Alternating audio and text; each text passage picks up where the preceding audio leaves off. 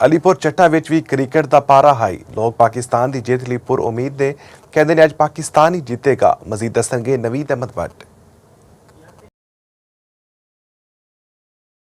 ਜੀ ਬਿਲਕੁਲ, ਅੱਜ ਫਿਰ ਪਾਕ ਭਾਰਤ ਟਾਕਰਾ ਕ੍ਰਿਕਟ ਦਾ ਮੈਦਾਨ ਸੱਜ ਰਿਹਾ ਹੈ ਤੇ ਲੋਕੀ ਛੋਟੇ ਵੱਡੇ ਬਾਲ ਬੱਚੇ ਜਿਹੜੇ ਨੇ ਇਸ ਮੈਚ ਨੂੰ ਵੇਖਣ ਵਾਸਤੇ ਬੜੀ ਸ਼ਿੱਦਤ ਨਾਲ ਇੰਤਜ਼ਾਰ ਕਰ ਰਹੇ ਨੇ। ਗਲੀਆਂ ਬਾਜ਼ਾਰ ਕੂਚਿਆਂ ਦੇ ਵਿੱਚ ਇਸ ਕ੍ਰਿਕਟ ਦੇ ਚਰਚੇ ਹੋ ਰਹੇ ਨੇ ਤੇ ਅੰਪਾਇਰ ਤੇ ਵੀ ਉਂਗਲੀਆਂ ਉੱਠ ਰਹੀਆਂ ਨੇ ਕਿ ਇਸ ਵਾਰੀ ਜਾਨਬਦਾਰੀ ਦਾ ਮੁਜ਼ਾਹਰਾ ਕਰੇਗਾ ਜਾਂ ਗੈਰ ਜਾਨਬਦਾਰੀ ਦਾ ਮੁਜ਼ਾਹਰਾ ਕਰੇਗਾ।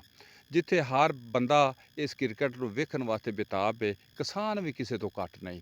ਉਹ ਇਸ ਵਕਤ ਆਪਣੇ ਕੰਮਾਂ ਕਾਜਾਂ ਨੂੰ ਬੜੀ ਜਲਦੀ ਮੁਕਾ ਕੇ ਤੇ ਟੀਵੀ ਸਕਰੀਨ ਦੇ ਅੱਗੇ ਜਾਣ ਦੀਆਂ ਤਿਆਰੀਆਂ ਕਰ ਰਹੇ ਨੇ। ਮੇਰੇ ਨਾਲ ਕਿਸਾਨ ਮੌਜੂਦ ਨੇ ਜਿਹੜੇ ਇਸ ਮੈਚ ਨੂੰ ਵੇਖਣ ਵਾਸਤੇ ਬੜੀ ਸ਼ਿੱਦਤ ਨਾਲ ਇੰਤਜ਼ਾਰ ਨੇ। ਉਹਨਾਂ ਨਾਲ ਗੱਲ ਕਰਨੇ ਆ।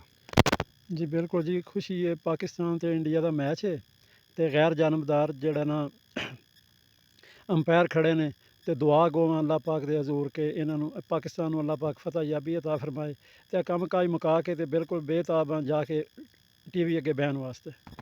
ਇਹਨਾਂ ਦਾ ਆਖਣਾ ਸੀ ਕਿ ਬਿਲਕੁਲ ਕੰਮਾਂ ਕਾਜਾਂ ਨੂੰ ਅਸੀਂ ਮੁਕਾ ਕੇ ਤੇ ਟੀਵੀ ਦੇ ਅੱਗੇ ਬਹਿਣ ਵਾਸਤੇ ਬਿਲਕੁਲ ਬੇਤਾਬ ਹਾਂ। ਆਪਣੀ ਟੀਮ ਵਾਸਤੇ ਦੁਆ ਵੀ ਕਰਨੇ ਆ ਪਿਆ ਤੇ ਇਹਨੂੰ ਸਪੋਰਟ ਵੀ ਕਰਾਂਗੇ ਤੇ ਪਾਕਿਸਤਾਨ ਜਿੱਤੇ ਦੇ ਨਾਅਰੇ ਵੀ ਮਾਰਾਂਗੇ ਜੀ।